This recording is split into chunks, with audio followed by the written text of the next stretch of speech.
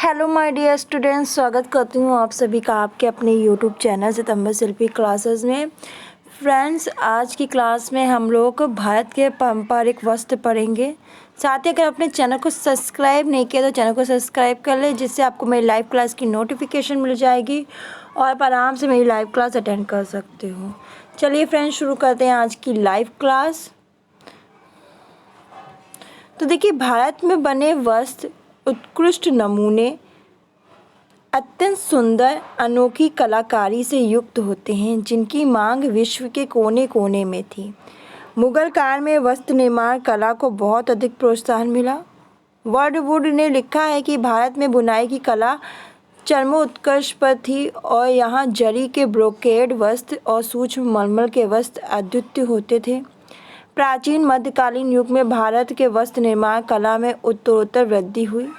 इतिहास और साहित्य इस बात की पुष्टि करते हैं कि भारत में निर्मित वस्त्र कोमलता, सूक्ष्मता, अद्वितीय सुंदरता, औलिकता आदि के लिए विश्व प्रसिद्ध थे। इन महीन बारीक वस्त्रों के संबंध में कई उल्लेख मिलते हैं, जैसे ढाका का मलमल का पूरा थान माचिस की एक डिब्बी में आ जाता है। Very good. देखिए कितनी अच्छी बात है कि ढाका का मलमल का पूरा थान माचिस की एक डिब्बी में आ जाता था। उसका वजन अत्यंत कम होता था, जिसे जुलाहे की कुशल अंगुलियां ही बुनती थीं। भारत के परंपरागत वस्त्र कला के उत्कृष्ट नमूने थे, जिसे जुलाहे लंबे समय से कठिन परिश्रम और अत्यंत कुशलता से बुन रहे थे। वस्त्र बुनाई का अधिकांश कार्य वर्षा ऋतु में होता था, क्योंकि इस समय संपूर्ण वातावरण ही आर्द्र हो जाता था और धागों के टूटने का भय अत्यंत कम रहता था। कलाकारों के कुशल और जादुई हाथों से सुंदर व आकर्षक वस्तुओं का निर्माण होता था, जिसे आज भी संग्रहालयों में देखा जा सकता है। भारत के विभिन्न प्रांतों के पारंपरिक वस्त्रों के प्रकार। तो भारत के परंपरागत वस्त्रों में कुछ वस्त्र जिनकी प्रसिद्धि विश्व के अनेक देशों में है। सबसे पहले मलमल। देखिए, ये कपास के द्वारा बना अत्यधिक बारीक वस्त्र था। इससे बनने वाली साड़ी को अंगूठी के मध्य से निकाला जा सकता था। प्राचीन काल में ढाका यानी अब बांग्लादेश का मलमल विश्व प्रसिद्ध था। इसे आओ एक खा, वफ्त हवा तथा शबनम आदि नाम से भी जाना जाता है। ये सब नाम नोट कर लीजिए, पेपर में यहीं से क्वेश्चन आएगा। इससे बनी मुख्य साड़ियों के नाम तेछड़ा, पन्ना, हजारे, तोड़दार आदि थे। डॉक्टर फो वॉटसन के अनुसार सभी चमत्कारी मशीन व उपकरण मिलकर इतने महीन व सूक्ष्म मलमल का निर्माण नहीं कर सकते जितना ढाका की वफ्त हवा में है।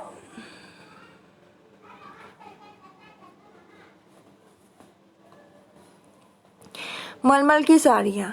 देखिए, मलमल की साड़ियाँ भी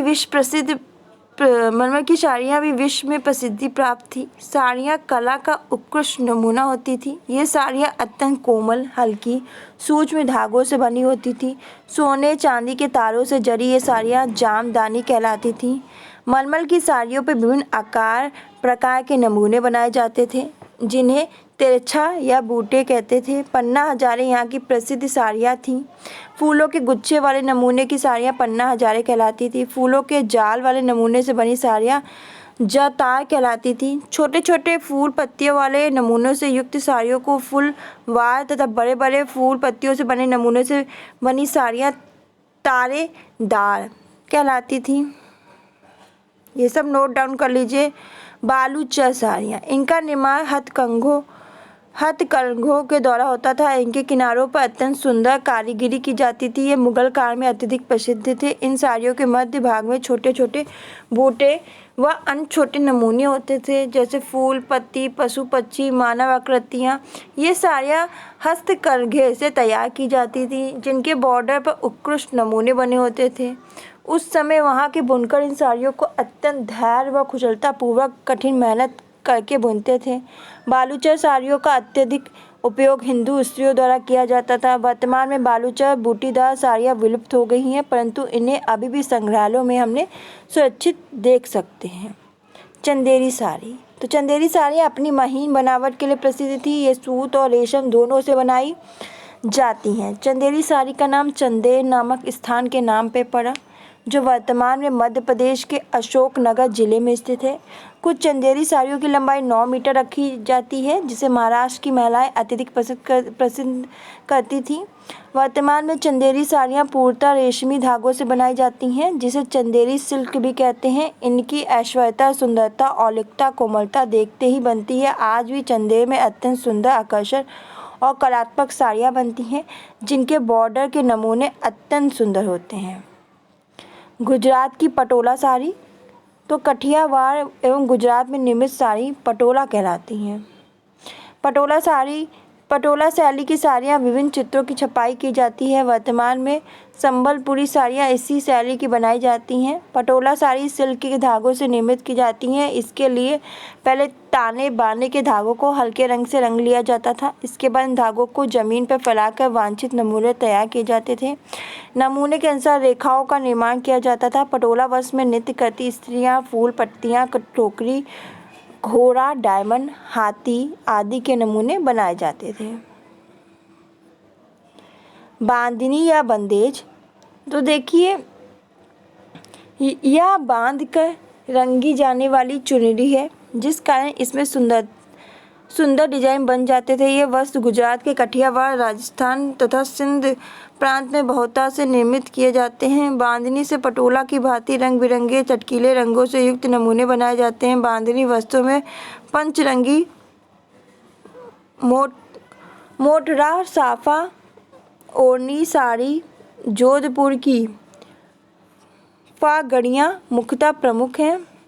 बंदेज का कार्य मलमल, रेशमी, सूती, लच्छे, शिफॉन वस्त्रों पर किया जाता है। बांधनी साड़ियाँ शादी ब्याह के अवसरों पर अत्यधिक पहने जाने वाले पारंपरिक वस्त्र हैं। ब्रोकेड, तो यह प्रसिद्ध मूल्यवान वस्त्र है। इसे बनारस में, सूरत में, अहमदाबाद में बनाया जाता था। इस वस्त्र में सोने और चांदी के बारीक तारों से कसीदाकारी की जाती थी। किम ख्वाओ आओ ए खा, हिमरस, आमर रस इसके प्रसिद्ध नाम थे। इम्पोर्टेंट लिख लीजिए। ब्रोकेड वस्त्र देखने में आकर्षक, अलौकिक, अत्यंत सुंदर होते थे। ब्रोकेड वस्त्र बहुत महंगे होते थे। इन वस्त्रों का उपयोग मुख्यतः राजा महाराजा और रानी महारानियों, सामंतों द्वारा किया जाता था। वर्तमान में ब्रोकेड वस्त्रों का प्रयोग शादी, विवाह व अन्य अवसरों पर किया जाता है। पीताम्बर, इसे पैठणी नाम से भी जाना जाता है। अहमदाबाद के समीप पैठण नामक स्थान पर बनाए जाने के कारण इसे यह नाम दिया गया। पैठणी साड़ियों पर या वस्त्रों पर फूल, प्राकृतिक चित्र बनाए जाते थे। पैठानी वस्त्रों की विशेषता यह है कि इसके आंचल व बॉर्डर अलग से बनाकर साड़ी में जोड़े जाते थे। पीताम्बर वस्त्रों का उपयोग पुरुषों द्वारा भी किया जाता था। इन्हें मुख्यतः अनुष्ठानों, पूजा पाठ के शुभ अवसरों पर पहना जाता था।